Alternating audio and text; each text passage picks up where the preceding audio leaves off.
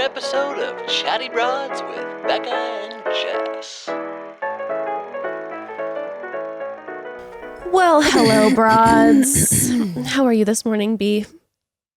I'm pretty good. Can't complain. Yeah. Well, okay. I feel like, okay, we've been recording double. I'm starting off just like shot out of a cannon. Just 12 like shots of espresso already. We were recording all these podcasts. A lot of them we're recording 2 in one day. And today is Saturday the 19th. I feel like we really do have to timestamp because something is happening every single day. And I just feel like if we don't timestamp, then our broads are going to be like, that's true. How come you bitches didn't bring up this? And be like, literally, it was this day and we would have, and we just have to timestamp everything. Plus, we're not now. the news people, so That's true. don't get your up to date information from us. Okay, We're more like TMZ, like a lazy TMZ. Yeah, TMZ's way more on top of it than we are. We're just some lazy TMZ. We're just like some random blog compared to TMZ. Oh, Becca, you know what? I'm here. I'm happy to be talking to you. I feel like it's going to distract me. I could crawl into a ball and cry. Right? Why? Well, just everything, you know. Oh. It was just one of those. I just want to do a major shout out to RBG and the passing. Oh, I'm not gonna lie. I don't really know anything about her, and I'm like, I mean, not nothing. Okay. I'm gonna sound stupid. Well, I'm going to tell you that tonight you should go home and you should like dive in because especially as a woman, if you're a woman or if you're part of the LGBTQ community, even civil rights, RBG did like everything for us. And I haven't cried when someone famous passed away in I don't know how long. Yeah. And yesterday I was just bawling because I was just thinking about having Ember, having Ruth, and having these little ones and how much Ruth Bader Ginsburg did for us, did for our daughters, and just the fact that she had to die in the middle of a pandemic, country's up in flames. Her dying wish is just that her seat wouldn't be filled until there was a new president in office. Just all this after all the work that she did, like till almost her last breath. So anyways, if you all don't know a lot about RBG, like dive in because I didn't until probably about a year ago. And I started reading some books and it was just like, I couldn't even believe. Wow. So yeah, me and my sister were making fun of people who were crying yesterday. Now I feel bad. Oh no, it's one of those, I was like in a heap on the floor. I couldn't get over it. I mean, how old was she? 87, I believe. Damn. Yeah. And that woman fought until she couldn't anymore. Like until she had to go home because of her cancer. And I think it's only been like 3 months. She sat on that court and she was the second woman, one of 4 to ever be on the court. And she is just a different level of badass and just fought and fought and fought for our autonomy to the max. I mean, yeah, I know everything. definitely about her role in reproductive rights, but I guess I don't know. Gay marriage. I mean, it's just so much. And yeah, so that's just that. And then she died, and then there was a big earthquake by the house last night, and I was just like, this is God angry that RBG has passed. I was walking, didn't feel anything, and Grayson was like, whoa. I was just oblivious as usual. You didn't feel it and you were awake? I was like standing up, walking around our bedroom. And Gray's in the kitchen like, whoa. I was asleep. I had just fallen asleep. Yeah, I know people are saying they woke and it woke up. me up, and Evan ran into the room fully nude. He was in the shower, and normally doesn't feel earthquakes either. And he was like, holy shit, because a couple things had fallen off like the walls and stuff. Wow. And I'm like, great, you're naked in the middle of a potential like emergency. What if the house would have collapsed and they just would have found him nude? I did start looking around being like, what heavy stuff is, okay, nothing's above Ruth's crib. We're good. You know, I'm a paranoid queen and I don't have anything like hanging up in Ember's room or on the walls because I'm so scared about earthquakes. I need to tether our cabinets to the walls. We have it with our big mirror, but not the cabinets. Mostly because Ruth next time and everything's roped to the walls. Well, mostly because Ruth's starting to climb shit now, but oh yeah, she's going, huh? Yeah. And then my mom called me 2 days ago and I had to drive down to Orange County because my sweet grandma, she's in the hospital. She's older, you know, she's not doing super hot, but my my parents' company, or my mom and my uncle's the family business, the place literally almost touching exploded on fire. They're evacuating my uncle and my mom and everybody, and I'm driving down there. And they're freaking out because they're a chemical plant. So if the fire gets to their place, it explodes. Well, it was fine, but turns out meth lab next door. So everybody's getting arrested. I'm just like, what's happening? Whoa. We were always very suspect of the next door neighbors, but we didn't want to judge. Turns out we were. The foil on the windows. Weird, but interesting, but I don't want to be judgy. You know, everyone has different decor preferences. Anyways, sorry about that. It's just that zone. So I'm happy to be talking to you. I want to say this. Say it, Queen. Everyone, please listen up. This is really important. Everyone stop what you're doing. Listen. Go to the Chatty Broads Instagram page and vote for us for Best Pop Podcast on E! The important things. But for real, that would be... I just had that written down in my notes. I had to do it before I forgot. I appreciate that. Broads, the E People's Choice Awards are coming up, and we could be the pop podcast of 2020, which... Guys, we're freaking out. We've never gotten nominated. Nominated? You know what I'm saying. Like we've never been nominated for anything. We've never been nominated, and period. And listen, and what the bullshit about this is that I feel like we have the Broad Squad is potentially the strongest group of warriors out there. Yeah, like, and we have the best podcast that's literally ever been created. That's a fact. Move aside, NPR, Joe Rogan, clear the stage. So we're coming through. But I just feel like I have this dream of us being in gowns going to an empty, Zoom or an empty room wearing crazy like Lady Gaga masks and winning, and through the mask being like, we'd like to thank the Broad Squad 2020. I like that idea. Like we're in gowns with full like ventilators, so we do sound like that. Not ventilators, you know what I'm talking about, like the Darth Vader style mask. Hazmat suits with the gowns. Oh yes, the hazmat over the gown, clear hazmat suit so you can see the couture. That's kind of iconic. It is kind of iconic. Pantsuits with hazmat suits over. But Broads, it would just be amazing, and I feel like we can make a highlight on our Instagram, on our Chatty Broads Instagram, with the swipe up link to vote. Yeah. It is kind of annoying. You have to put your email in. I voted for myself yesterday. Same. But please do it. Please. Becca and I we're just like very randomly competitive.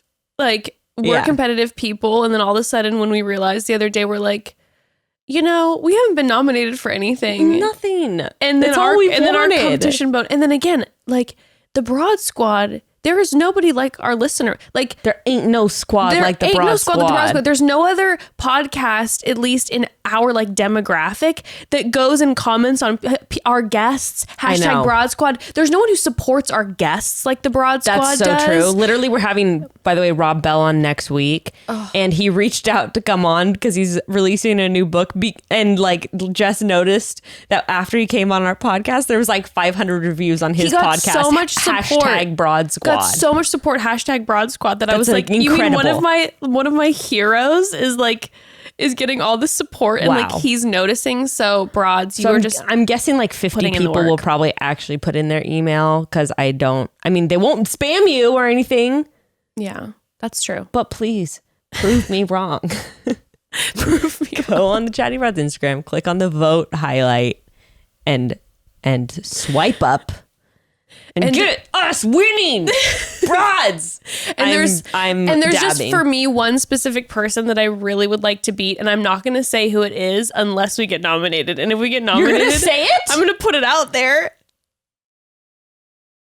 Wow, I know it's a risky move. Wait, so this is a vote for preliminary? Yeah, to just get on like the... You should tease it even longer. You should not tell unless we win. And then you have to... Okay, that's true, because this is a risky move. Yes. If we win, then you have to say who you were really hoping to beat. Because I know I have someone... I'll say it too. Because I'm sweating thinking about having to say this publicly.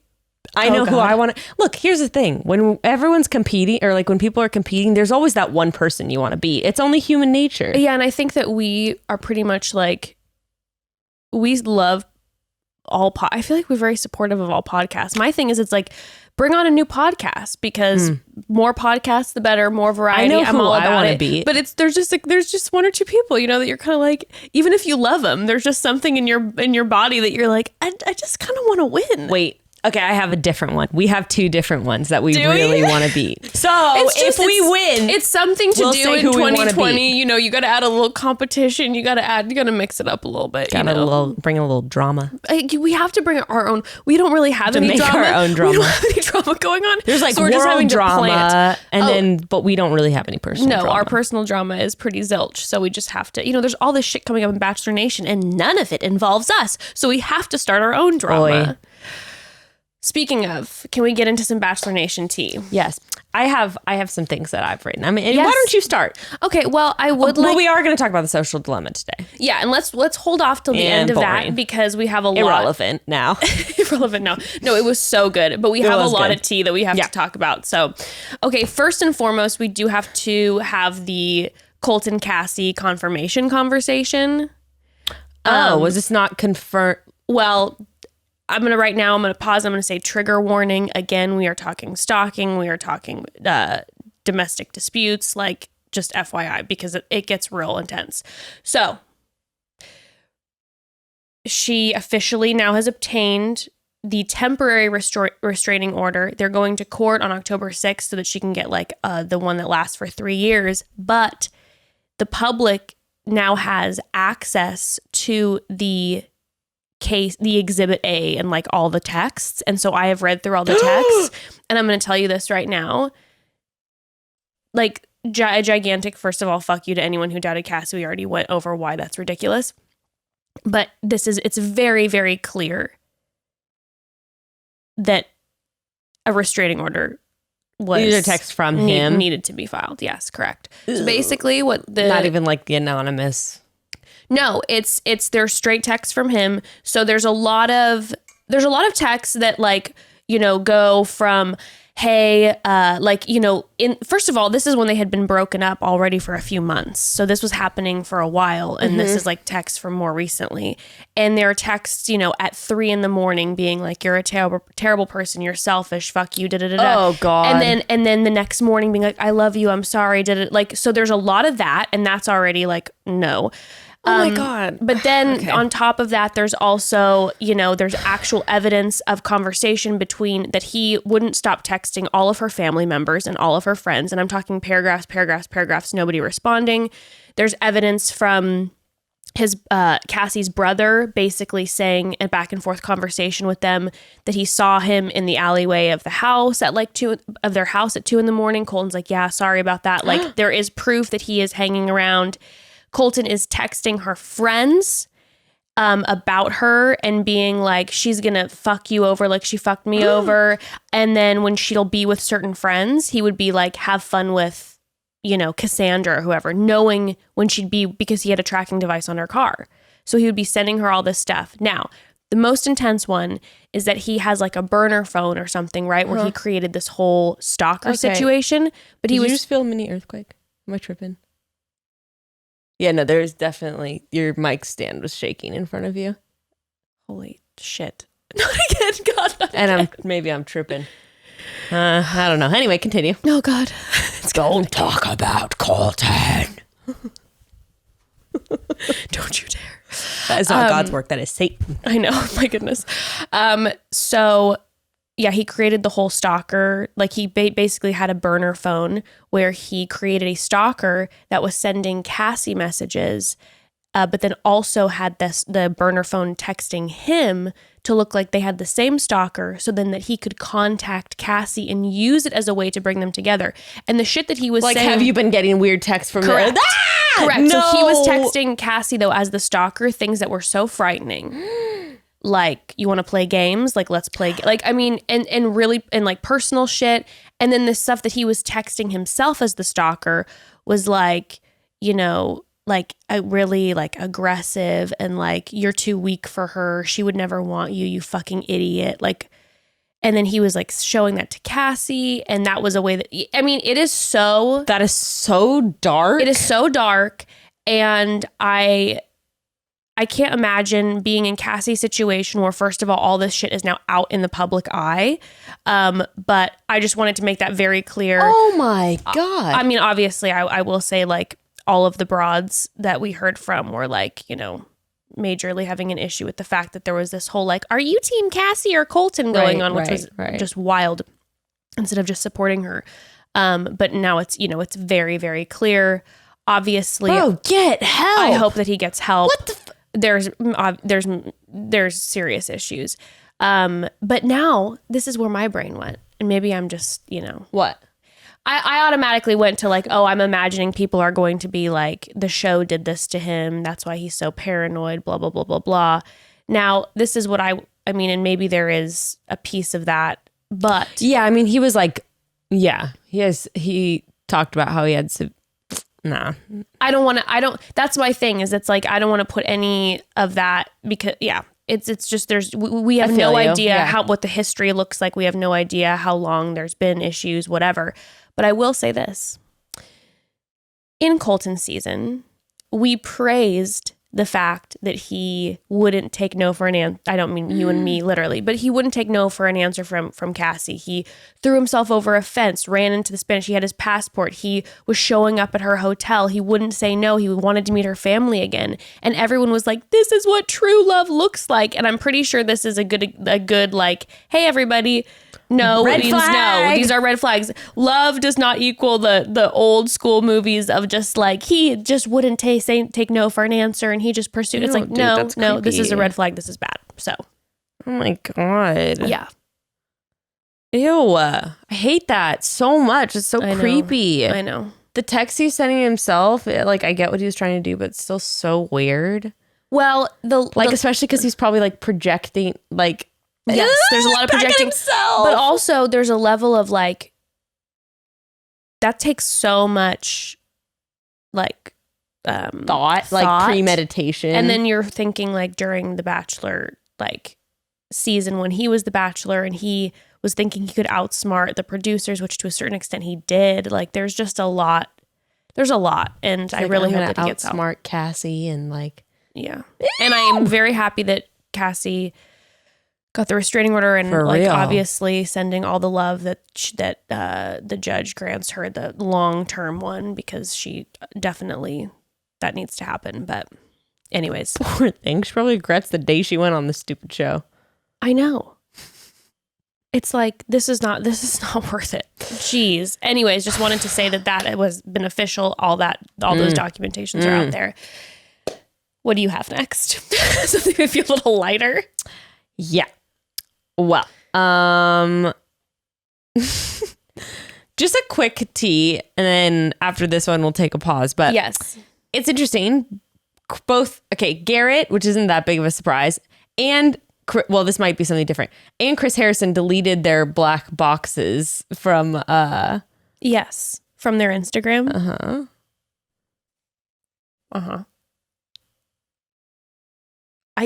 I mean, I think it says it all. And I know people will be like, oh, stop. It's everyone's right, whether or not they want to talk about Black Lives Matter. But this is what pisses me off. And I know it's what pisses you off, too, because we always get pissed off about this same particular thing. It's like you're phony and fake as shit. And you're just doing whatever you need to do to like throw attention off of you. Correct. Like, it's not like you stood your ground and never said anything in the first place. It's like you were like, oh, I'm just going to go along with posting this stupid black box, like, so that no one says shit. And then later on, deleting traces of it. I'm not going to sit there and pick apart anybody who, like, you know, their social media about, like, if they decide to remove certain things, if, like, they had supported something before. I mean, whatever. But it was the fact that Chris Harrison, and we talked about this, hadn't said a word about anything, didn't talk about the Hannah Brown situation. He didn't talk about George Floyd. He didn't talk about anything. All he did was post that black square and did hashtag Blackout Tuesday, no words beneath that. And that was like, this feels really performative and weird. And then Garrett obviously did that with like the different colored fists and then did the blue line one afterwards, it's like, yeah, this was completely performative. Yeah. Like, if you're not going to Like be... now it's like, there's no question that you were literally just doing it to like placate Yes. people. It's just so annoying. I just feel like if you don't believe in that, and that's not something that then don't be a obviously pussy. I highly disagree with you. But then, if you don't believe in it, and you know that people are then going to give you a hard time for not doing it, well, then fucking stand your ground. That's what I'm saying. Have the balls. Yeah, you're just gross, not but do it. stand your ground. Have the balls to just not do anything and take the heat. Yes. Ugh. Right? I know. Mom is heated today. Okay, I'm so sorry if I just am coming off so hot. I'm just there's just Have you started the fourth turning yet? Yes, I have, and I feel like that's not helping.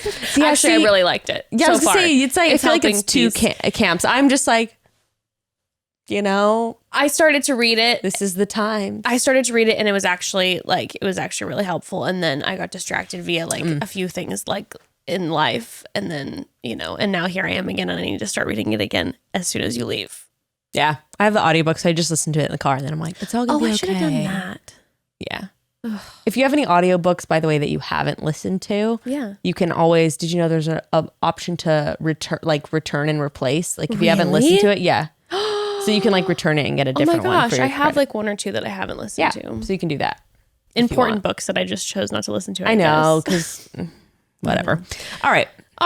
Let's take a brief pause because we got some other serious badge things that we need to discuss. I have all the petty small tea. Yeah, this is now where it's going to get a little more lighthearted, I think. Yeah. Deep breaths now. But before that, broads, try as I might, I am not amazing at saving. I know it's important. If this year has taught us nothing else, it's that. But putting away some of that glorious paycheck is a whole lot easier said than done for a lot of people, myself included. The last few months, I've really committed to becoming a saver rather than a splurger. And with the help of Albert, it's been a lot easier than I ever thought it would be. Oddly enough, I'm actually more of a saver. Well, I thought I was more of a saver, but even when I think I'm being good, sometimes money just goes a whole lot faster than it comes. I was going through my bank statements yesterday, and I was like, this is interesting. Where's it all going? Between, subscriptions that you don't think about and the occasional dinner out, all that kind of stuff, it's pretty easy to lose control of your finances. But thankfully, Albert Genius is like having your own friendly personal finance expert right in the palm of your hands. And they help simplify budgeting, saving, and even investing. Like we said, those things can be really hard to tackle. I didn't even know where to start when it came to making a real, big girl budget. Albert makes it so easy and even tracks your income and spending throughout the week to find any money that you can safely save without disrupting your cash flow.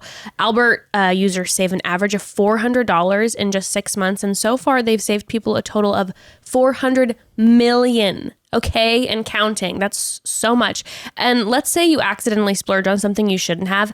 Albert Instant is there to give you a little cushion when you need it fast with a cash advance of $100 put straight in your bank account to tide you over. Evan and I have both been using Albert for a while, and it's been super helpful. It also just helped me understand finances a lot better, just in general. I love. Install Albert from the App Store of Google Play or Google Play today, and you can find your happy balance. And you're going to get a bonus of up to $40 when you start an annual subscription to Albert Genius. So, broads, for the longest time, I wanted to switch to an all-natural deodorant, but here's the problem. A lot of the ones that I tried just don't work, or they don't work for an extended period of time. And for obvious reasons, deodorant isn't really a product that you can get away with working good but not great, After a few months of trial and error, the personal hygiene stars have aligned, and I have found native natural deodorant. If you don't already know, conventional deodorant contains aluminum, which forms a plug in your sweat glands to keep you from sweating. And so I don't think any of us want toxic material plugging our glands for any reason. No thanks. That sounds disgusting. So Native stays clear of not only aluminum, but also parabens, sulfates, and talc. And if you read the label, you'll see only ingredient names that you recognize, like coconut oil, shea butter, tapioca starch, and it's vegan and never tested on animals. I'm telling you, broads, Native works so well and works all day. Plus, it smells incredible. It's available in a variety of scents like coconut and vanilla, cucumber and mint, lavender and rose. My current favorite is citrus and herbal. So good. If you're still not convinced, we don't blame you. There are some subpar natural deodorants out there, but you're in luck. Native is totally risk-free to try. Every product comes with free U.S. shipping and free 30-day returns and exchanges because they're confident. But I'll give you my personal word. Native has become my daily go-to because it works all day. It smells great and it doesn't give you that super wet pits all day either. Ugh, I don't yuck. like that. It's not like that at all. It's fantastic. Do what we did and make the switch to Native today by going to nativedeo.com/chatty or use promo code chatty at checkout and you'll get 20% off your first order. That's nativedeo.com/chatty or use promo code chatty at checkout for 20% off your first order. Okay, so speaking, Your turn. Okay, so speaking of us wanting to get our podcast nominated because we get ignored all the time, there's a new Bachelor Nation podcast that is Oh my God, I forgot about this. that is going to be hitting the charts. If you have not seen, it is called Clickbait, and the host of this Bachelor Nation podcast will be Tayshia, which I'm like, yay, and then Hannah Ann and Grocery Store Joe. The trio that no one in the entire world ever expected. What's that one podcast that's like Vanessa, Dean, and who's the other person? Oh, it's I Suck at Dating. Is it Jared? Who's the third person? Is it Jared? I don't remember. I think it's Jared. It's like, I thought that was kind of random. Yeah. But this is like a whole different level of random. Okay, first of all, I have to say, and this is a Bachelor podcast, right? It's like a Bachelor Happy Hour? Yes, which makes me think, is Bachelor Happy Hour dying? Hell no, I bet not. You don't think so? I mean, Rachel is now working at Extra. Do you see? She's like interviewing does like have, like, 50 Donald jobs. Trump Jr. Wow. Yeah. Oh, Rachel. Wow, that's a Yes. big deal. Our Yes, queen. huge. And And I feel like that coming pod- for him. Sorry if you haven't seen the clip. It's just, I'm Rachel. I just worship the ground. I have to go watch it. I'm so happy for her. Me I too. wonder if maybe she's stepping. I mean, I don't think. I think if the podcast was to end, it would be because like Rachel's too busy to do it. Yeah, but I 'cause she feel has like higher- the podcast does well. It does great, but like she has higher learning, which obviously it seems like that's something she's so passionate about. That's an incredible podcast. I wouldn't think so. I don't think it's ending. But what if Rachel wants to step away from Bachelor Nation? I think Bachelor's just trying to capitalize as much as they can, and I think they've finally realized that like the podcasting world is the way to do it. Yeah. And maybe they can like pit the opinions of the podcast like against each other, you know, True. and be like this Create Bachelor rivalships. podcast. Yeah, kind of. So, like, Rivalships, rivalries. but it is interesting because like which podcast will they prioritize for guests and that sort of thing. I wonder. Now, I think they are getting smart because they're putting Tayshia on a podcast, which they have never really done this where any lead has any sort of public thing until after their contract is over for their Yes. season. So like it begs the question, will Tayshia be commenting on her season? I'm She guessing has to be. so. So that's going to be the most listened to podcast by a Sure. mile. By a mile. So it's pretty smart. it's very Okay. smart. So love that. I'm sure Tayshia will actually be great podcasting. I think too. Tayshia's going to be fantastic, but Hannah Ann and Grocery Store Joe. What the fuck is all I have to say? Not that I have anything against either of them. no, it's just as super random. It makes no sense. I also don't see either of them being great podcasters. Like no, that's nothing personal. No offense. I'm just like, I loved Joe, hung out with him a lot with Kendall in the past. He's super fun, great person. But he's more a man of few. This is just my experience. He's more of a man of few words when he's like in the spotlight. Like he has a lot to say, Right. like in interpersonal conversations, and a lot of interesting things to say. But I just don't see him. It's a random choice because that's why this whole thing is so strange to me and why And same I'm with Hannah following Ann. Hannah Ann. You know, though of course Hannah Ann was delivered the famous breakup speech that we applauded around the world. In general, when you hear her in interviews, she seems a little like she's a little quieter. She's not and like diplomatic, you know? So it's like, how is this going to be and then interesting? And with Joe, I mean, the whole thing there was the drama recently around not the drama, but people were upset with Joe because of with Garrett Y. Sure. And he liked the blue line, and then he went on his and was like kind of going off, and people were like calling out who he followed and all that. I'm surprised that they're choosing him. It's also just, to me, random. Like, again, no offense to Joe, but it's like, no offense to Joe, but like, hey, give us Mike. Why won't you ever let us fucking have Mike? Give us Mike. Well, Mike could start his own podcast. But I know, but like, he would be so good. Maybe they don't want, I mean, but this is the thing. You also have to think that they're choosing people to represent the Bachelor franchise. True. And like, I loved having Mike on our podcast, but I don't know if he's the best person for that. No, because he has some disagreements with the franchise for right. sure. Maybe they're just choosing people who are just pro the franchise. Put Luke P on a podcast. Let's see what happens. Oh God. No, I'm trying to think Honestly, of like who Luke another P, guy. Luke P as a villain is fading now because of Colton. It's like people are gonna forget about that, and now it's just gonna be Colton. I mean, why not do like Tayshia? Oh, I guess that's never mind. I was gonna say Hannah Ann and Pete, and then I was like, okay, that's a little Pete. But why Hannah Ann? You know? I don't know. What about like Tayshia? I even think Maddie would maybe be a better choice than Hannah Ann. I agree. I like Hannah Ann a lot, but I'm just talking about purely podcasting. Purely podcasting, and prove us wrong. You know, we're not trying to be rude. No, prove it just was random. It's a random trio, and it's not like they have. It doesn't seem like they have a relationship with each other already. So it's not like they were like three best friends of the Bachelor Nation world. And they're like, let's put him and give him a podcast. I mean, hey, they cast Matt James already as the Bachelor. Give us Tayshia and Matt James as the hosts, you know? Excellent choice. What about Tyler Cameron? I'm surprised they didn't try to. There we go. Do that. Tayshia, Maddie, and Tyler Cameron. Oh, that's good. Yeah, that's pretty fire. Yeah, that would be a fire podcast. Also, maybe Tayshia and Hannah B as duo. That'd be great. Yeah, I think that'd be really good, actually. Wow. I agree.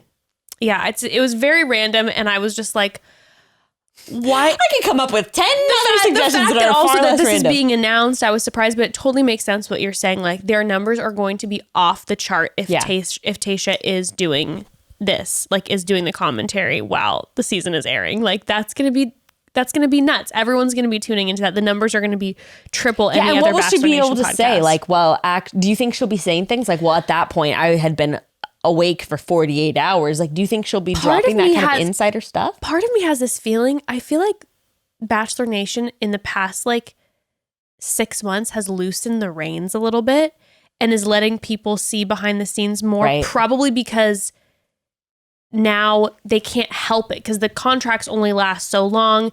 People are going out there saying stuff. So it's almost like if you don't want to fight them, join them. And it becomes a curated sense of transparency. They can control what exactly. Let out. Because at the end of the day, this is a Bachelor Nation podcast. My guess is Tayshia, Hannah Ann, and Joe are not going to be editing their own podcast. So if Bachelor Nation all of a sudden wants to edit around a couple snippets about what Tayshia said, it can look like she's being fully honest, but still make sure that it's curated somewhat. Yeah, and then she doesn't have to go on any podcasts, and then they don't even have to worry about that. Correct. Wow. Genius. Absolutely genius. Cunning. I just don't understand why they chose those as her co-hosts. If you guys have any theories, let us know. I mean, yeah, please, because I really can't think. I can't figure out the Hannah Ann and Joe piece. No, and I'm really not being rude. It's just like... No, it just doesn't make any sense to me. No. I don't know. Why not us and Tayshia? Oh my God, don't even. I can't believe. Like, I think they would have contacted you established. At least. I know. But, again, we never get invited to anything. No one's allowed to come on our podcast. I know. We've been shunned. You want to know something else I found interesting? Okay, one, did you see that Tommy Laren's now like flirting under Garrett's posts? Basically. Yes. Like, not actually flirting, but she was just like, yes, keep standing up for what you believe despite the libs. Garrett is like going full bore. Like Becca is like moved to Los Angeles and Garrett is like dancing around in boots and his underwear and cowboy hats. And it's just like, what is happening right now? I didn't see that. Out there with like hunting animals, shooting with big gun. Like he is just... You checking up on him on your burner account? Oh, no, I'm getting screenshots from people, which I'm so grateful for. Thank you. Please continue to send them to me because I don't have access and I don't have a burner account. Wow. Actually, I need to get one. Yeah, I have one. I'm like so paranoid every once in a while. If I want to like go check on an ex and see what they're up to, I will get on the burner to watch their stories because I don't want to risk them. Yeah. Them seeing that. And then I'm even so paranoid I won't even do it on the Chatty Broads account because I'm nervous that they'll be like, who is this person? And click on it, and then that's just even more embarrassing. No. Okay, so we do have a new Bachelorette ad that is out. We do. And it's kind of juicy looking. And it makes me wonder, how much of the season are they going to show on that first night? I feel like we're going to... I think max we get 2 episodes. Or maybe they do a 3-hour special on the first night. Yeah. I mean, that's always... Oh, yeah. Maybe they do a 2-nighter, like Tuesday, Wednesday. Yeah. Or now it's Tuesday. Yeah, Wednesday. Tuesday, Wednesday. Oh, yeah. That's going to be so confusing. Oh, my God. So we're going to drop our episodes Wednesday, I guess? I guess, yeah. Wednesday, Friday? Yeah, I guess. But... Okay, so it's, they've got all the puns in it. Clarity, clarify, top secret Clarence. That's stupid. But it looks like there's already drama. Like she's only filming for a couple days. She's telling people to get out. They're lying. Men are crying already, looking very sweaty. Did you notice how sweaty everyone looks because of how hot it is? It's 119 degrees. And then we see a kiss, kiss, kiss with a certain someone who has a blindfold on. And I'm wondering, okay, broads, skip ahead like 2 minutes if you're fully spoiler free. I'm wondering if the person, I'm not even going to say his name, if maybe they end up, why we have like the graduate poster? Do you think they end up having sex like first night or 2 together? And that's why we see him putting his socks on? And maybe then there's a whole drama and maybe Claire and him sleep together and then she's like, I'm done. Like he's the one. Shit, I don't know. It's a good idea though. Because now I'm starting to think about that graduate style poster, him putting his clothes on, her standing there with the rose watching. It's like, oh gosh, do they like maybe... I think you're getting too deep. Maybe though. Actually, maybe. But if there's a chance maybe he gets the first one-on-one date and that night they end up... And in it, Chris Harrison's in the clip, he's like, congratulations, you broke the Bachelorette. I'm like... Okay. Not really. You're about to bring in a new Bachelorette. Yeah, and you're about and do the normal thing. And your numbers are about to explode. But yeah, so God, I'm so excited. Well, I'm counting down the weeks. I can't wait. You want to know some other thing that I thought was kind of crazy and for some reason is like it's nobody's fault, but it's really bugging me. Tell me. Okay, so you know how they're filming Dancing with the Stars? Have you watched it, by the way? Yes, I watched. Oh, you did watch? I watched like big clips of it. Yeah. Okay, yeah, because we were like, we're gonna watch, and then I saw it came out, and I was like, don't care that enough, to watch it. I really want to, but it's just so long, so I just watch the dances for the most part. Okay, that's good. Yeah, and then figure out what like rating they got and stuff. Yeah, and just kind of see like who is killing it and who do you know who got the best score? I don't know. I didn't see scores. I just watched the dances, but I can tell you who I think probably had the best dance. Who? Fucking Caitlyn. She demolished. And then Lady Gaga commented because Caitlyn danced to Stupid Love, Lady Gaga's newer song, and Lady Gaga tweeted about it and was just like, this made me cry. And I was like, can you imagine Lady Gaga tweeting about you? How was the cheer coach? Did you see her dance? Oh, I don't know if I saw all of them. Okay. I think I watched like 10 dances. I want to look up who has the best score. But what I thought, okay, get this. You know how we're like, oh, how are they doing it with coronavirus? Yes. Are you talking about the way that, yes. Okay, so the professional dancers have to quarantine away from everyone for 11 weeks of filming, even their fucking wife or partner, wife, husband, children. Uh-huh. Everyone. Meanwhile, the stars get to do whatever. And the only reason I knew about this... photos yeah, with the them only reason I knew together about this because there was a photo of like Becca, Chris Harrison, Lauren, Zima, Jason, and Caitlin all grabbing lunch together. And like all the professionals have to just be away from their families? I know, I saw that was wild. I'm like, what the fuck? So what's the priority here? To just protect the stars who are going to go do whatever the fuck they want in their own free time? Apparently. Can you believe? No, I can't believe. And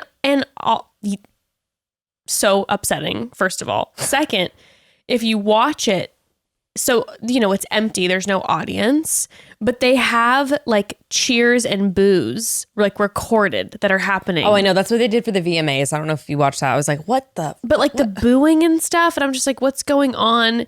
And then like there were filmed things, but then like when Tyra was acting like they were live, even though they were pre-filmed, and that was kind of weird. Yeah. And it just felt like empty and kind of bizarre. But the weirdest part of the entire night, Becca. What? Was if you haven't watched it yet, you have to watch. Nev is on it too? Yes, from Catfish, who was supposed to come on our podcast, actually. We'll get him after he's back home.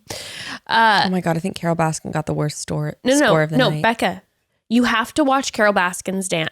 I watched it, when I say 15 times, I'm not exaggerating. I'm obsessed. So the dance, I'm sorry, Carol, but it was real bad. And she's, of course, they did Eye of the Tiger. She's in a cage. They're tigers. They're doing this whole thing. Oh my God, okay. That's so embarrassing. Now, there's that. But here's the big part.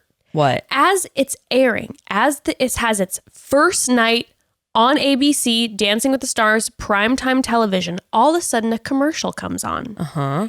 And it's a commercial that says, "Hi, I'm Don Lewis's daughter." And it is a commercial from the deceased ex-husband of Carol Baskin, her kids, with their lawyer saying, a smear campaign? "Something happened to our father. If you know anything, please contact us. Do you know if it was Carol Baskin?" Literally calls her name out and says there's $100,000 reward. Help us figure out what happened to our father. Oh, they bought the spot on prime television. Like, wow, can you believe? And they call her out by name. First of all, can you imagine how expensive that spot was? And you know, ABC got the news and they were like, "Oh, you can absolutely have this spot," because it brings up all this extra drama. It makes the show like insane. Yeah. How insane. How insane. But then I started to think about it. I'm like, oh my God, these people, like the daughters of Don Lewis, who believe Carol Baskin killed their dad, they're watching her rise in fame and get a spot on Dancing with the Stars. Can you imagine how upsetting that is? Dude, that is crazy. I couldn't believe it. It's crazy. I was screaming watching the commercial. By the way, the best scores tonight were Sky Jackson and Justina Machado. Oh, it wasn't Caitlin? No, but pretty close. They both got 21s, and then a couple other people, including Nev and Caitlin, got 20. So no one got above a 21. I didn't watch a 7. I didn't watch Sky Justine's, but I forgot I did watch Sky, and that was unbelievable. Really? Yeah, it was ridiculous. Nice. So talented. Like, I'm just such a bad dancer when I watch some of these people. I'm just like, how are you doing this? Now, I know Chrishell's a favorite, but she did not do so well. She did not do so well. When we were talking about Caitlin potentially having competition, it's definitely not going to be Chrishell, I don't think, unless something changes drastically. Caitlin's like a proper dancer. When you watch her dancing on the show, you're like, oh, wow, you're a dancer. Like, this is not a thing of like, oh, you're decent at dancing. It's like, oh, no, you look like this is what you do. Sure. But yeah, Sky, never mind. Well... That with Dancing with the Stars. I couldn't, yeah, you're right. I couldn't believe it. I could not believe it. I'm like, so you all get to just do whatever the fuck you want while your poor dancing partners are literally like shut away from the world. Oh, very cool. I don't get why the stars wouldn't not the stars. I don't get why the professional dancers wouldn't be allowed to just like, why wouldn't everyone just do one of those instant tests?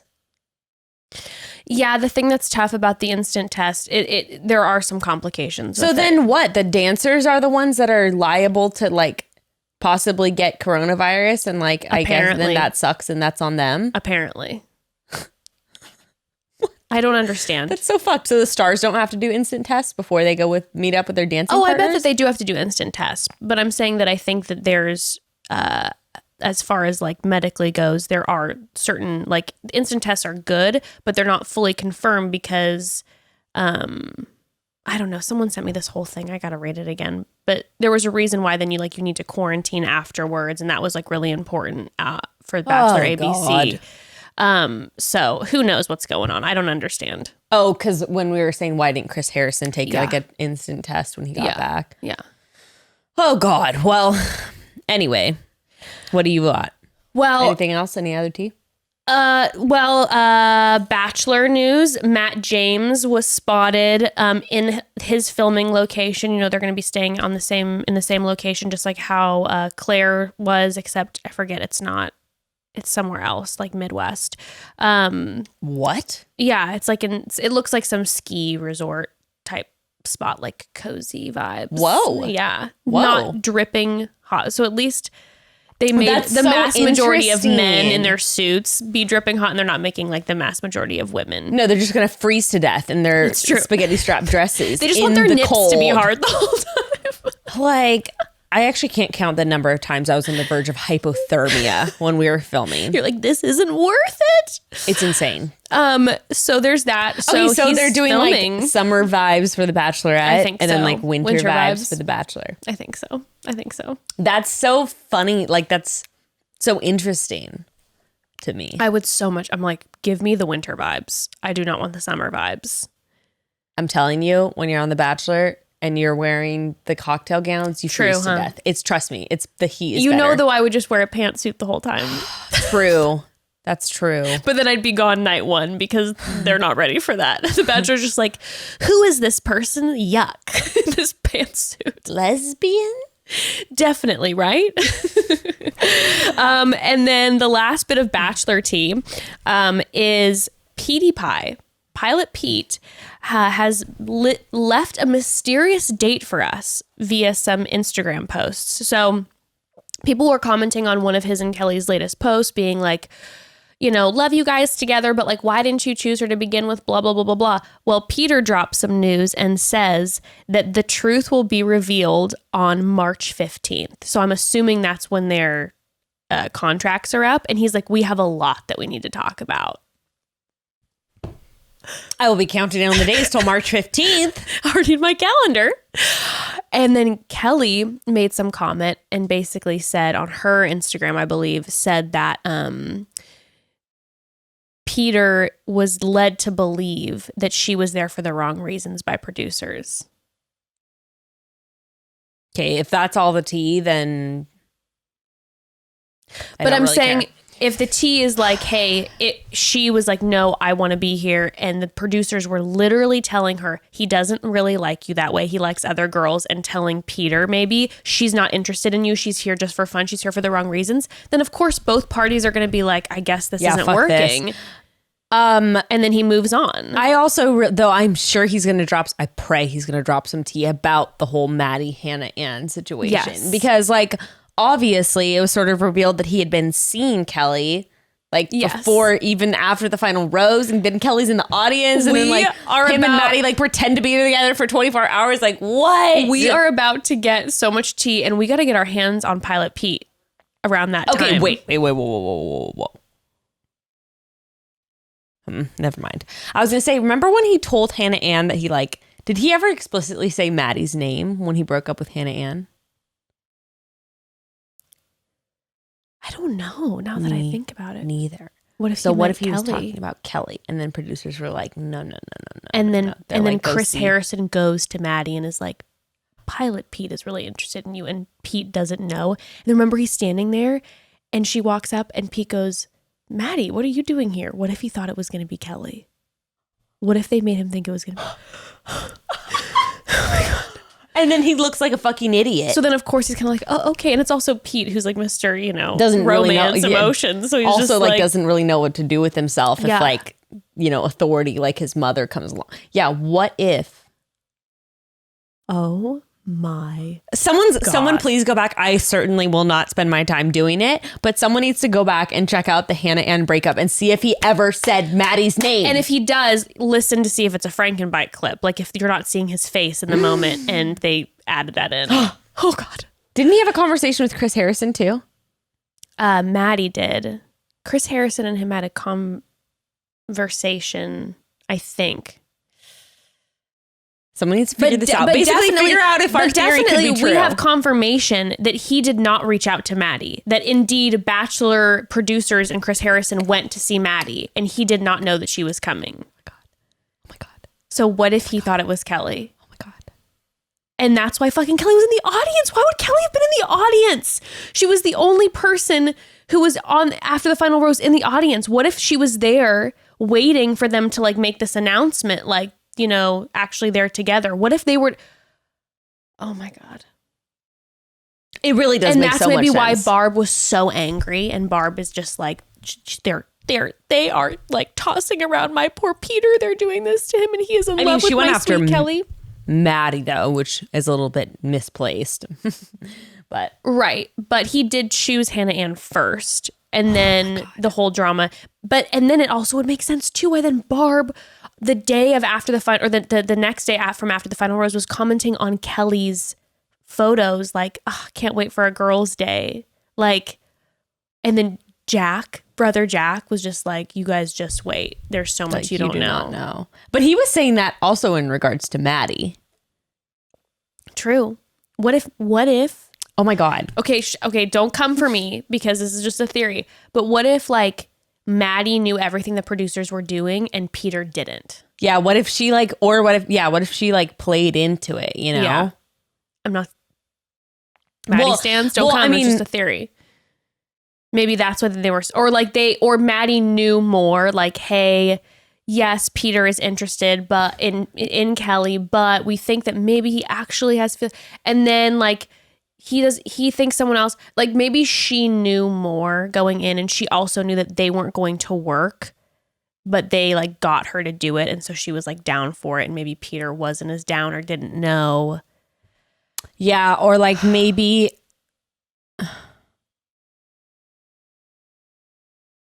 I just don't know. I don't know. And it's interesting to me that the top 4 girls are like BFFs now.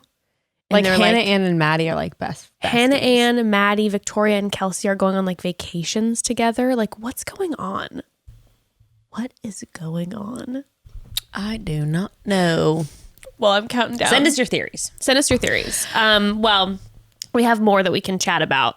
But before we do that, we gotta pause because this is important. Okay, this is very important. I thoroughly believe that doctors' office waiting rooms can be the worst. Oh, they are the worst. So sorry, but when I'm not feeling well or I think something might be off, sitting in a dimly lit room filled with early 2000s magazines, and usually with my very energetic child in tow, is low on my list of preferred activities. And for obvious reasons, I'm trying to stay away from those waiting rooms right now in general. And that's why I switched to using PLUSH Care. Oh my God, PLUSH Care. They make seeing a doctor so easy. I can do it right from home. Oh my gosh, it's great. It's amazing. Provide virtual doctor's appointments through your smartphone or computer. You just pick a time that works for you and you book an appointment right online. You can be diagnosed, treated, and even have prescriptions sent to your local pharmacy in minutes, in a snap. We're talking the entire process from start to finish in less time than it would take you to make the drive to your doctor's office. Plus, you can tell the doctors really care. They're available anytime you have questions or concerns. I really, really like this whole the whole setup's amazing. I don't know if that's what it is. I really like that whole virtual doctor experience. It's so amazing. And to answer what I'm sure most of you are thinking, I know. I was, yes. PLUSH Care accepts most major insurance carriers and is available in all 50 states. Personally, I get migraines that can knock me out for the day. And if I don't have the right medication on hand, PLUSH Care has made getting those prescriptions really convenient because the migraines tend to hit at random moments. And if you suffer from them, that without your medication, it can be worst case scenario. Also, Evan was needing to do a doctor's appointment the other day, and he ended up using PLUSH+Care instead. He got an appointment literally like 2 hours after he scheduled it, day of, an amazing doctor, all from home. It was so convenient, so easy. I'm obsessed. With PLUSH+Care, we don't need to put off seeing a doctor, and neither should you. No more excuses. Make your appointment today. Go to plushcare.com/chatty. That's plushcare.com/chatty. plushcare.com/chatty. So, you know when you love the idea of something, but in practice it goes horribly wrong? Surely that could be applied to a lot of things, but specifically I'm talking protein powder. I want the boost of protein in my day, but just saying the words, I can feel like my mouth puckering in preparation for that chalk-like, quote-unquote, vanilla-flavored room temperature concoction that I'm not even sure is good for human consumption. Judging by the ingredients in most protein powders, I'm going to go with no. Yeah. Things like artificial flavors, additives, and xanthan gum are not the things I want to be eating at all. But like Jess, I also want a little boost of protein in a smoothie or a bowl in the morning. And if you're like us, you need to try TRUVANI, the plant-based protein that is actually good for you. The ingredients are both natural and simple. Just 6 ingredients like protein, pea protein, pumpkin seed protein, and monk fruit. This protein powder won't leave you crashing in a few hours and actually makes you feel satisfied afterwards. Each serving has 20 grams of protein. It's the ultimate fast food in the best way. I toss the chocolate flavor in a bowl of oatmeal, and I swear to God, it tastes like dessert, only it's better than dessert because it's organic, it's vegan, it's easy on the body because, like we said, the ingredients are simple and pure. And finally, have a protein powder that tastes as good as it says it's going to. It's actually really good. And speaking of dessert, if you go on TRUVANI's website, you can find a bunch of recipes that you can use their protein powder with. Like, I'm obsessed with making bliss balls from their protein powder. They have brownie recipes. It's so good. Today, TRUVANI has a special opportunity for our listeners. You can get a protein powder gift pack, including a full-size bag, your choice of flavors, for a full 50% off, plus more free gifts from TRUVANI, like a glass straw. Love it. This is a $99 value now, yours for just $29.99. To get the full protein powder gift pack for just $29.99 plus free gifts, text CHATTY to 64,000. Text CHATTY to 64,000 for this amazing offer from TRUVANI. Again, text CHATTY to 64000. Okay, so this is off topic, but I do need to talk to you about this. Now we're moving on from Bachelor. What?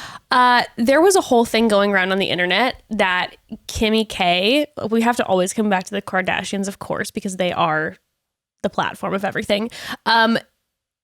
She was having to prove to the world that she had 10 toes. Did you see this? Yes. So there was this is the level of conspiracy theory that 2020 has taken us to, that people are theorizing that Kimmy K has 11 toes. Okay, and why are people talking about this? I don't know. But she was posting pictures of her feet to prove that she had 10 toes. So I went down a foot rabbit hole, and I have something to tell you. What? Becca Martinez, you, my dear, are on Wiki Feet. Oh, I know. I already found myself on. I meant to talk about this on Chatty Broads. Oh, yeah. I meant to bring this up years ago. Why have you not posted about this? Why are you not? I would have a plaque in my house. You have been you have a high vote on beautiful feet. I don't have that beautiful of feet. I think you have really nice feet. My big toe is freakishly big. So you're on Wiki Feet. I know. I had never been on Wiki Feet before. Well, there went 17 hours straight. Are you on Wiki Feet? No, I'm not on Wiki Feet. You're not? No, I mean, please, if anyone wants to start posting my feet and putting me on there, great. Okay, it's actually kind of crazy because, that's interesting. When I typed in, someone named Lauren Ambrose is on Wiki Feet. Yeah, it's kind of crazy because when you go on it, it's actually creepy. It's pretty much it's actually horrifying. Every story I've ever had on my Instagram that has my foot in it is on Wiki Feet. So there are people waiting to screenshot your feet. They're watching your stories every day, praying for a foot. It's pretty appearance. weird. They want a Becca foot appearance. Look at these. It's photos of my feet in Birkenstocks. Actually, there hasn't been an updated one in a while, but it's pretty weird. It's just been me the whole time. I'm just oh my God, another picture of her foot. Screenshot. It's bizarre. Wiki Feet. Yeah. I do have Okay. Okay, this is insulting. Well, it's not necessarily insulting. I guess there's nothing wrong with big feet. But they say my shoe size is 8.5. It's not an 8.5. It's a 7.5. Okay, so first how of all, do they bitch, know? I have a 10. So come for me with big feet. Okay, we're almost the same height. I'm just a little bit taller than you, and I am a 10.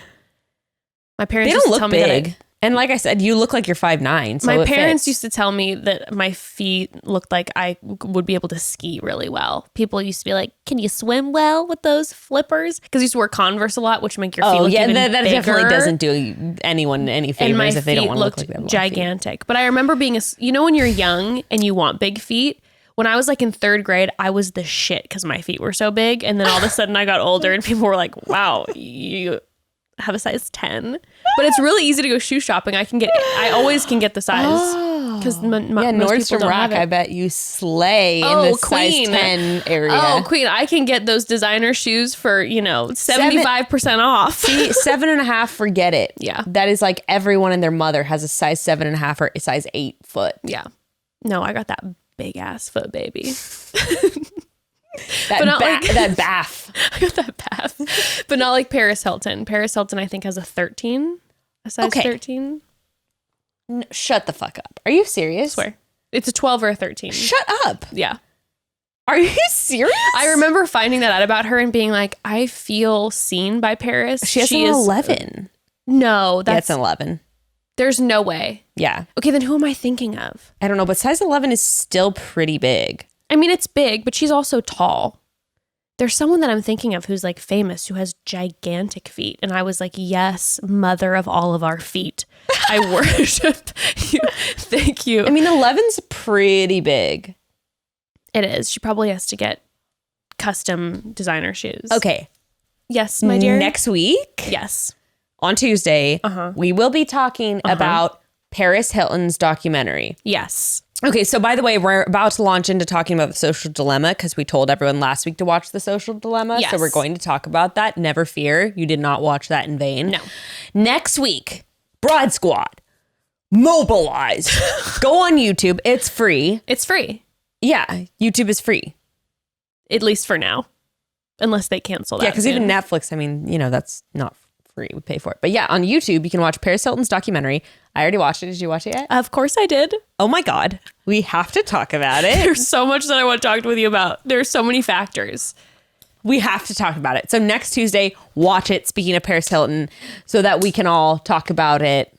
And by the way, if you're going, I don't need to watch a documentary on Paris Hilton. No, I'm going to tell you this guys, right now. It is not what you think it's it is not what going you think to it be. is. There are It's so not many. about like her and her dogs. No, we find out a whole different side of Paris. It's shocking. It's a haunting like documentary. It's really sad. It's really sad. Ended up just feeling really sad for her. And Broads, once you watch, and we can discuss on Tuesday, I will be going off about why nothing, I haven't seen more in the news about what that happened. Do you have theories on that? I don't know. Oh, I thought you were gonna I thought you meant going off I on just like I can't, about it. I can't believe that like it's not being. Yeah, I don't want to spoil anything. I can't believe it's not being talked about more. It's shocking to me. It's pretty fucking crazy. Yeah. So go watch. If that didn't tease it enough. know, Thank you, Paris Hilton. Where's our check? I noticed that video did not have very many views, It relatively really didn't, speaking. considering that it's Paris Hilton, and you know that Mama's a huge Paris Hilton fan. And you didn't even know about it until someone sent it to you. I know. One of the broads sent it to me. Thank you so much. And said, why aren't we talking about this? And I'm like, I watched it and I go, why aren't we talking about this? We need to be. I also Evan was working right before the pandemic, was working with an artist on a live show. And I guess this artist is good friends with Paris Hilton because she was then hanging out backstage and Evan had quite some interactions with her. We can talk about that too. That was actually one of the wildest parts of the documentary is when the Tomorrowland scene. With her boyfriend or ex-boyfriend? Oh my God. Okay, we have to stop. No, it's too good. I want to talk about it right now, but we won't. I know, we won't. we won't. We'll save it. It's so good. It's so good. Okay. So, Okay, so anything else before we talk about? before Social Dilemma, yes, just a couple things. First and foremost, another thing that everyone should watch immediately is Dane Cook a few days ago basically hosted a table read of Fast Times at Ridgemont High for charity. And he got, are you ready for the lineup? It was a giant Zoom call to do a table read. And these are the people who were part of the table read. Are you ready? Morgan Freeman narrating, Julia Roberts, Jennifer Aniston, Brad Pitt, Ray Liotta, Sean Penn, Shia LaBeouf, John Legend, Matthew McConaughey, and I'm forgetting people. Did you watch it? Of course I watched it. Oh my God, I want to watch. It's incredible. Really?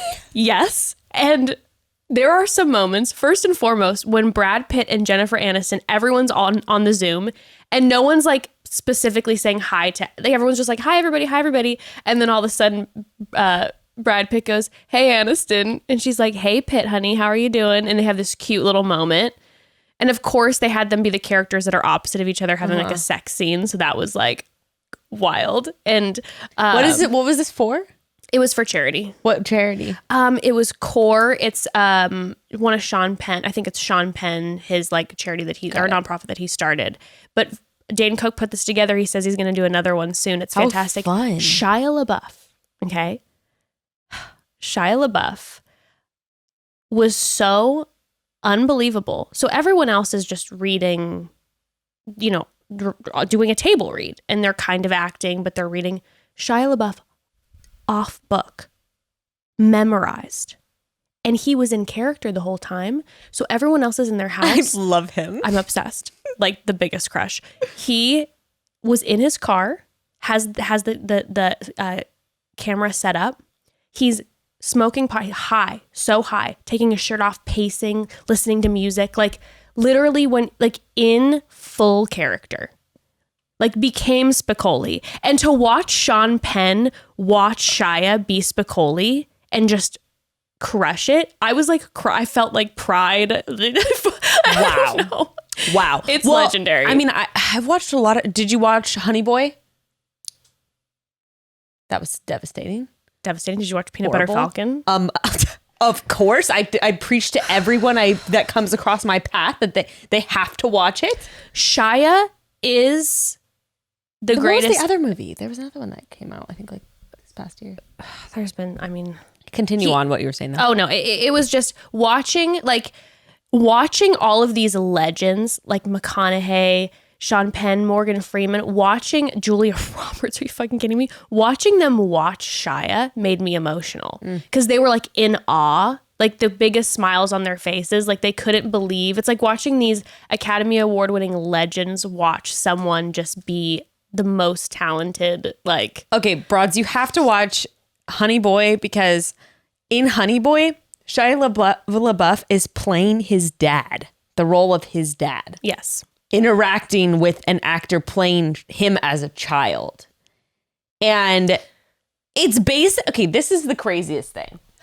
If you've watched it, okay, basically, no spoilers, but it's nuts. His dad is basically like, there's issues. There's some major issues going on. Okay, it's all based upon his real childhood. The interview with the dad after, they were like, you know, how much of this real? And he goes, well, I never smoked pot with my son. That was like the one thing he disputed. And if you have seen the movie or you're if like, you watch think it, that you're like, dispute a lot. Oh yeah, no. His one thing was like, well, I never smoked weed with him. There are so many other things in that movie, and that's the one thing that he's like, well, that's not accurate. It's crazy. Shia is, I mean, from Even Stevens, I was a fan. Let's be real. I loved Even Stevens. Holes. I mean, iconic. Shia is, if you like deep dive into Shia, when he had the movie with Brad Pitt, where it was like the World War I or World War II movie, I forget. He didn't shower. Oh my God, it's incredible. He didn't shower for the whole time he was on set because he was like in his role. Full method, 3 months. And they said it was like problematic because he smelled so bad to like try to be in it because they were in a tank together. They like filmed most of their scenes in this tank in a small space, him and Brad Pitt. And it was like... Brad is like showering every single day, rubbing like, dirt on by himself. By the way, during this table read, you see Brad Pitt and you're like, how do you look? Who are you? Like, he's wearing these jewels. He looks like this gorgeous king. Wait, is that what that screenshot was? Did you see the meme where it was like Brad Pitt looks like someone's aunt? Like, probably. But Julia Roberts is just, God, I mean, I just couldn't even believe it. It was just like the most heartwarming thing to watch ever. And then Morgan Freeman narrating, because there are so many moments in Fast Times that are like, and then they shove the carrot down their throat. Like, you know, it's sexual, right? And Morgan Freeman narrating it. And every once in a while he'd be like, oh God, before he would say something. I love that. Wait, amazing. look at this meme. Is this what he looked like during the Zoom? Yes. Read the caption. It's a picture. The caption says, "It's a picture your divorced aunt who runs a community theater in New Mexico and loves using the word yoni." It's so true. He like looks just the way like he looks. It's like he's got these glasses on and like these beads, and his hair is like definitely like, yeah. He literally played into. He brought like props, so he was wearing different hats. He would like change. It was the cutest thing. I couldn't believe it. Oh, also, broads. Sorry, one more Shia LaBeouf plug. You have to watch Peanut Butter Falcon. Oh, it is so heartwarming without being cheesy. Unreal. Did you not just love it? You sobbed, like it made me feel, all the good things. Also, at one point, Shia had his journey where he was, hitchhiking all over the United States. That's incredible. Like you can see clips of that. Yeah, I'm a huge fan. By the way, in that movie, so in Peanut Butter Falcon, one of the main characters has Down syndrome. And the movie's actually pretty cool. I went into this. The directors met this actor with Down syndrome at a camp that's like for actors and performing arts people, both with and without disabilities. And they met him and they were like, we got to make a movie with him. And the movie actually had a really low budget. And so what they were just doing was basically bringing along this actor, the one with Down syndrome, to different actors and being like, hey, meet this person. Will you make a movie with us? And like everyone who's in the movie was basically like, yes. The movie had a really small budget. It was like the whole movie's budget was like normally what Shia LaBeouf's like probably paycheck would be for a movie. And during the filming, that's when Shia had that whole breakdown in Florida where he like got a DUI and all this stuff. And the actor, I wish I knew his name. The actor with Down syndrome, like basically said to him, they were friends. And he was like, you are ruining like my shot right now. Like basically like you're being an asshole. Like this is what I've worked for my entire life. Yeah. And you're going to fuck it up. Yeah. And Shia LaBeouf said that it was like the most like eye-opening thing of like how he was like being selfish and how he needed to pull it together because it like wasn't just about him in that moment. Wow. And they're like still friends to this day. It's pretty cool. It's a great movie. It's such a good movie. Anyways, enough of that. Okay. Oh, but Broads, you should check that out. And yeah, I got more tea, but we can talk about that on next episode because this stuff can be discussed whenever. Okay, great. Because there's some fun stuff. Great. So should we chat social dilemma? Yeah, I have thoughts. Yeah. All right. You start. So, Broads, if you didn't watch The Social Dilemma, I'm going to give you a quick little rundown here. It's on Netflix, and it is a movie that was made, and the people who are starring in it were like people who had huge roles at companies like Facebook, Twitter, Pinterest. Like these were people who were, part of making all the main programming, like the marketing, everything. So you get a really behind the scenes view of social media. And the like main guy that they're talking to basically used to work, was it at Facebook, right? And then he ended up realizing that he felt like from a moral standpoint that this was getting out of control. Yeah. It was unethical. And he was like, he is now like heading up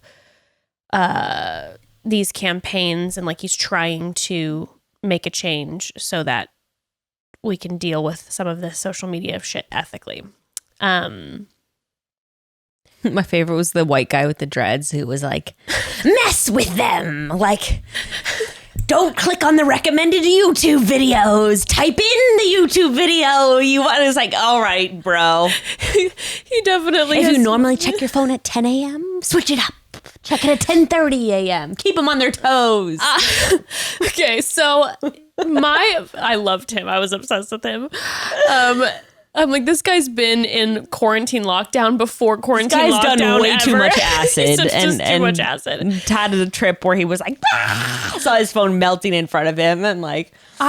For me, this was like a very necessary movie for me to see. Now, not in the way of like, I watched it and right away I got really freaked out the first like 24 hours. And then when I was processing it more, because in the movie, they're talking about how, you know, your phone is basically like it learns about you. I mean, it's AI business, right? Like these programs are made by people to basically just sell you and to keep you on the screen longer. So like if you haven't watched it, it's sort of like there's some different things, like basically anything that you click on, search, even like places you go is feeding data for the AI to like come up with what can we.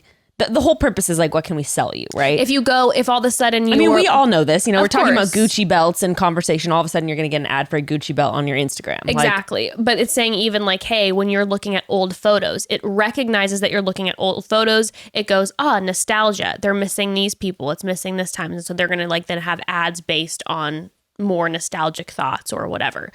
You know, which is... When I was watching it the first time, that started to like wake me out. I was like, fuck. Like it knows all this shit about me. When it knows when around you take breaks, like around lunchtime and like where your activity goes up. And then if you're not on your phone, it'll like ding you for certain things to try to get you back onto your phone. Like, ooh, Apple News pops up and said that this is going on or whatever. Yeah, with like a provocative title that you might... like be interested in based on what they know about you to try to suck you in. Like it mentioned Facebook, for instance, like what's going to lock someone in? Oh, getting a message that says someone tagged you in a photo. Of course, we're fucking narcissists. We want to see what that picture is. But then how Facebook will send you an email that says, click here to look at the photo. It doesn't just have the photo in the email because it's trying to get you back on Facebook. Okay, here was my thing. The worst part about it, like the thing that's actually most noteworthy, in my opinion, is when they're talking about, based on like the data that they've farmed from you, with news stuff in particular, yes. They will basically just keep feeding you stuff on Facebook, Instagram, or like through your news app that confirms what you already think. It Correct. basically helps keep you in this like Correct. hamster wheel of always being like validated by news that agrees with you and like other people that agree with you. Right. So for instance, if, you know, right now around election time, if you're anti-Trump or you're starting to like things that are, you know, liberal or like pro-Democrat, whatever, it's only going to show you like via the algorithm things that are anti-Republican, pro-Democratic, which is then such an interesting thing when, for instance, I'll say this, when something occurs in the news that is terrible, my news feed is flooded with people posting about, you know, the latest like instance of police brutality or you know, another protest that's going on that like I'm like I gotta get my ass to that, you know, whatever, and it's posting all that and I'm seeing all this shit. But for instance, my friend, for instance, who's a Trump supporter, isn't seeing any of that, and my brain goes, how fucking dare her see all these things and just ignore them? Well, the fact of the matter is they might not be seeing them at all. That's interesting. I didn't even think about it that way. Yeah. Which is like, I'm like, how can you support, how can you ignore? Now, I'm not trying to justify people's decisions and, you know, and actions I know and whatever. what you're saying. But sometimes I'm kind of baffled by people seemingly ignoring certain things that are happening in the news. And that's what they're making the point of. Everyone feels that same way. So, right? Yes. So other people that may not agree with you or may see other things, they're probably getting all this certain type of news on their platform and being like, how can everyone else ignore this? Right. And it becomes this really polarizing thing where, yeah, everyone hates each other and is just being, their own opinions are constantly being reinforced, which really isn't healthy. You know, it's good for us to be challenged on what we think all the time. But okay, so that aside, that's like the most to me, the most like obvious and pressing issue that needs to be addressed. That was the part That's a real problem. That was the part that really rattled me, that I then was thinking about, number one, about like when I'm processing things, also being generous with other people, also trying to like understand maybe what I'm not seeing, or all that. And then it was the older gentleman who kept saying stuff that was hitting me really hard too, where he was talking about like it creates this angst in society because we start to just like despise each other. Which, me reading The Fourth Turning, I'm like, well, this is characteristic of a crisis era. You're just like a we're fucking going to be sage okay now. Yeah, I know. That's literally how I feel. I'm like, well, typical of the crisis era. Wait till 2026. We'll be all right, folks. We'll be all right. Yeah. And then the rebuilding will come and disaster will occur again. Oh, jeez. It's in the stars. But actually, it was really interesting to watch that movie in conjunction with that book, actually. Sorry, I will shut up about it.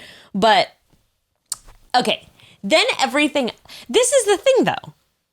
And for some reason, the past couple months, I've started to be really skeptical of like literally everything, which is something that the truthers say. But the problem is that the truthers aren't skeptical about any of the things that they believe at all, Right. you know? Yeah. So I just want to throw that out there because I'm like, question everything. But the problem is some of the people that are saying question everything right now are literally not questioning the whole group of their beliefs.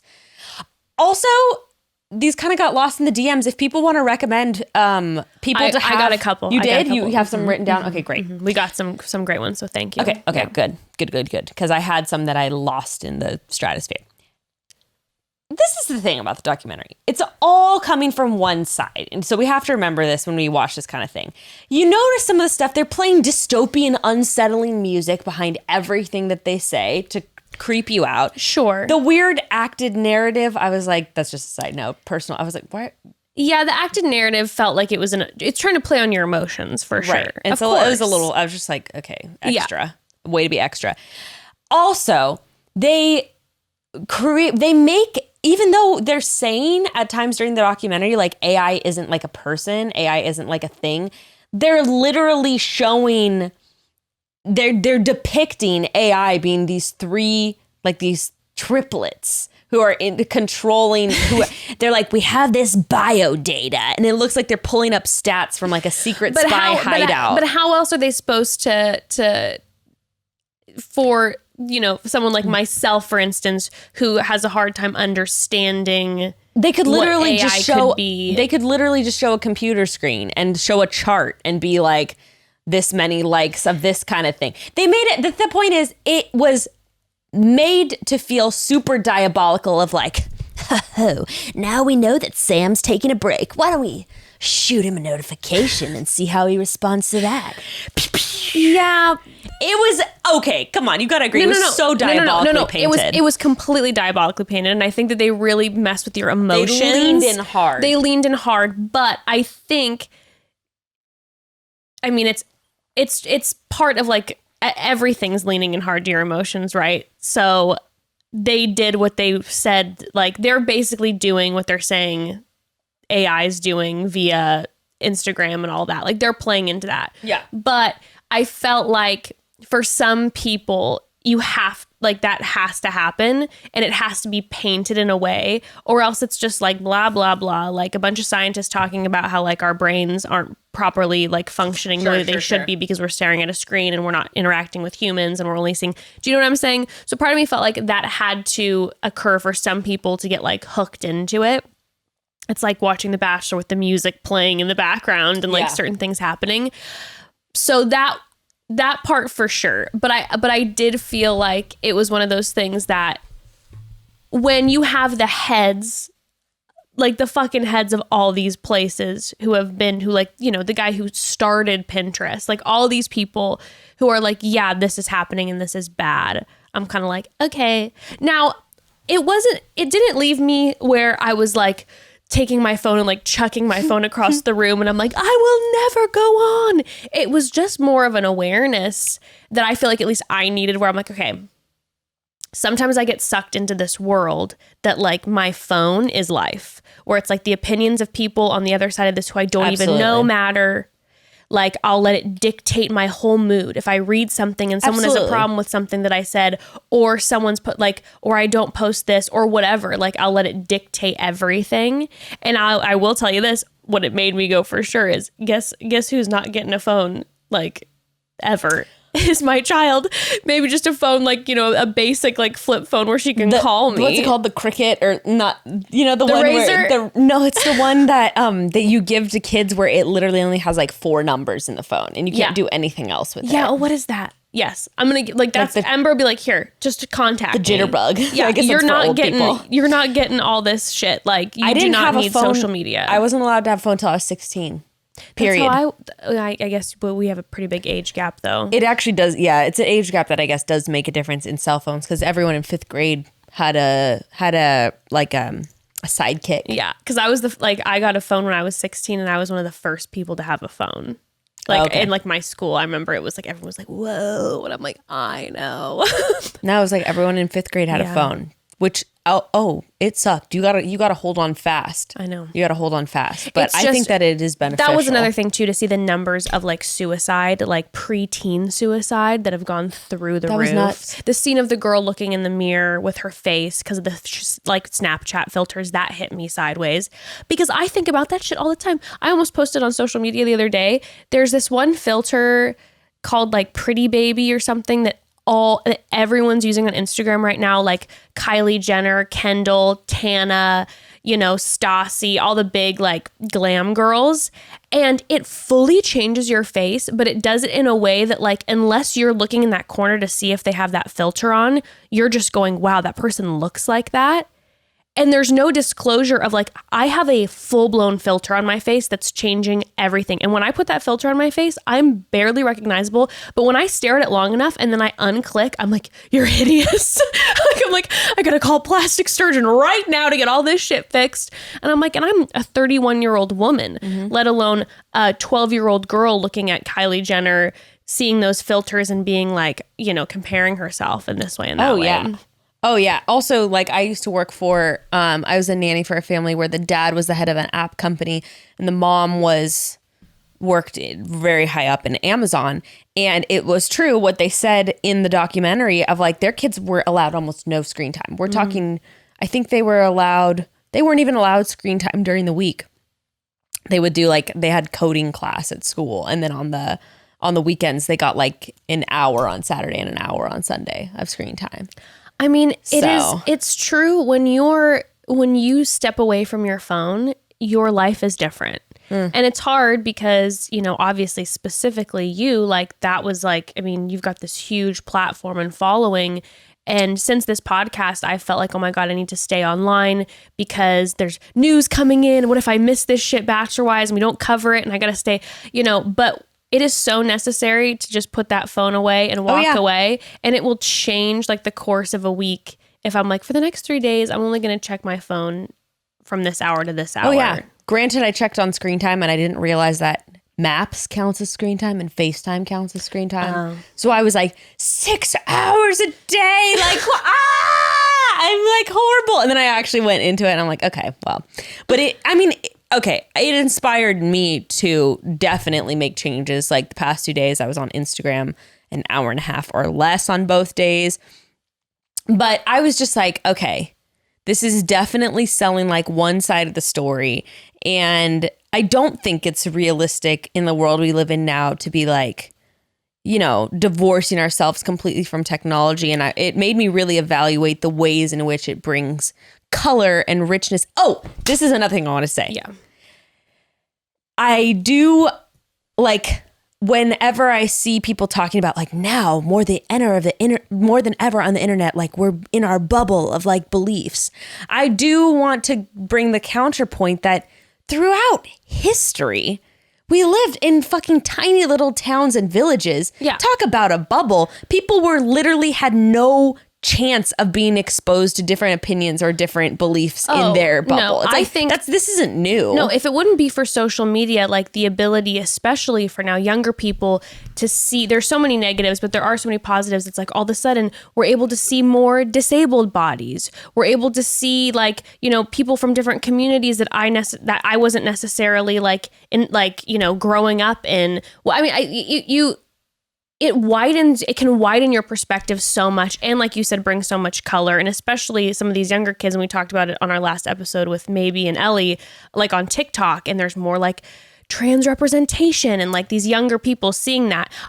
What I was all about was the main guy talking about like not making it go away, but it needs to be ethically handled. He's like, there's a group of white men in Silicon Valley who are just programming, and it's, you know, Mark Zuckerberg is running the world, and he's just looking at this as like money and marketing versus getting other people with their hands involved and making sure that it is like ethically handled, not like all of the internet and all social media goes out the door, like by any stretch of the imagination. Well, and people also have to remember, this sort of bugged me too. It was like, yeah, hello, we're using platforms like Instagram and Facebook like for free. Like there obviously is a cost. Like you don't have to pay a subscription to be on Instagram or Facebook. So like, of course there's going to be some clause that someone's going to make money off of you using it. But I think people forget that, because think about this, like no shade to anyone who's sent this to us, because I do this all the time. But for instance, this podcast is free to listen to. And sometimes, you know, people have complained about us having ads in it. And it's like, well, there is always a cost, because that's just part of what a free service is. Yes. But I know I forget that all the time. Right. You know, like, but no, you're right. Nothing is free. Nothing is free, even if it feels that way. I know, actually, in Love's Not Colorblind, he makes this really great point. And he's like, if you say it's free on Netflix, like it's not really, and actually maybe said that last week too. Netflix costs money. Like on YouTube, even if that's free, like we were saying earlier, you still have to access to Wi-Fi and a computer, which technically isn't free unless you're going to the library. True. And then once you're part of the YouTube algorithm, you're seeing things that you've already tapped into. Yeah. There's ads that, it's a whole thing. Anyways, I totally hear what you're saying, and it made it so ominous and so intense. Yeah, but I was sitting there like it made me change things. But I was just sitting there rolling my eyes. But I felt but your Aquarius self is going like, no. Like, oh, please, there's these creepy bald men like in a secret lab trying to make me buy more things. Like, that's not how it works. No, but I think what was then great at the end was the main guy talking about like, this is not something, because I think a lot of people then have theorized like they're part of this giant malicious plan, and they made it seem that way even in the movie a little bit. But the main guy is like, this is not malicious. This is just something that's gotten out of hand, and it needs to just be like, I was just sitting there thinking, like, as much as people are like, you know, don't believe in certain practices of the government, I'm like, if we have a fucking Secretary of the Treasury, like, we got to have a Secretary of Technology, like part of the president's cabinet. Like, this needs to become now part of, because it is part of our society and culture, like in every way, it just needs to be handled, I think. That actually makes so much sense. I love that. Secretary of Technology. Genius. And I nominate Becca. No. I would not suggest that. I'll be like, you know how you guys really get people to buy shit? Let's go, baby. But then someone brought up in my DMs, or a couple people brought up in my DMs too. They're like, I like the algorithm and how it targets me with ads, because it brings up stuff that I need and am interested in and I want. Yeah. So there's that point too of like, it does know us. So that can be really helpful. Evan and I started looking, we went immediately on Instagram afterwards and we're looking at what ads we got. Oh, and, wait, tell me right now. I was shaming him because like the ads that I was getting were for like audiobooks and like Photoshop and this stuff, and his was just like clothes, jewelry. And I was like, shame. Gray gets a bunch of like bra ads and stuff, and I don't know what that's coming from. Does he follow a bunch of like Insta models? Not really, no. And we can't really figure out where it's coming from, because like you might be like, oh, porn, but that's a stupid AI if they're giving someone who watches you think like bras and stuff. It doesn't make sense. Maybe he's just trying to buy you lingerie all the time. I guess so. He's never done it once. So wait, please just go look at what your first ad is right now. I want to know. Okay. Oh my God. Sometimes I have to really scroll down to I know, me too. get an ad. First ad. Okay, I found my first one. Well, this makes sense. What's yours? Grubhub. Mine's just baby clothes. It's like kind of boring. Legitimately Grubhub with onion rings. That's me, and it knows me. Wow, with onion rings. That's so Onion funny because rings. like I've never gotten an ad for that before. It's a fun game to play if you want to just check out now what your I just ads got are. Grubhub because you just said it. That's really actually intense. I don't know how I feel about that. Wait, That was real quick. Let's say something really quick and test it. What can we say that we'll get an ad for? Postmates.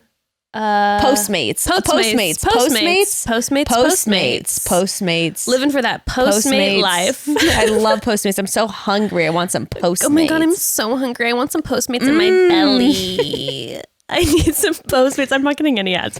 Postmates. No Jenny Kane, who we advertised for. Ooh. Maybe they thought I said Jenny Kane instead of Postmates. I got one. What? Not Postmates. What'd you get? A BDSM ad. Are you serious? Yes. Hello. Whoa. Let me see. That's an ad? Yeah. BDSM skills. Like a chart? Weird. I've never gotten anything like that. Wow. I should show you my cabinets. Well, broads, that was a quick little, I feel like that was a solid, quick little social dilemma review. Remember, we are talking Paris Hilton's documentary on Tuesday.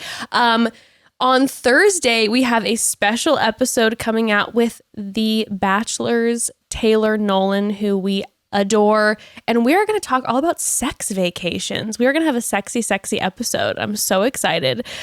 Please remember to vote for us for the People's Choice podcast. We'll put the links there. We love you all so much, Broad Squad. And we'll chat soon. Sounds good. Bye.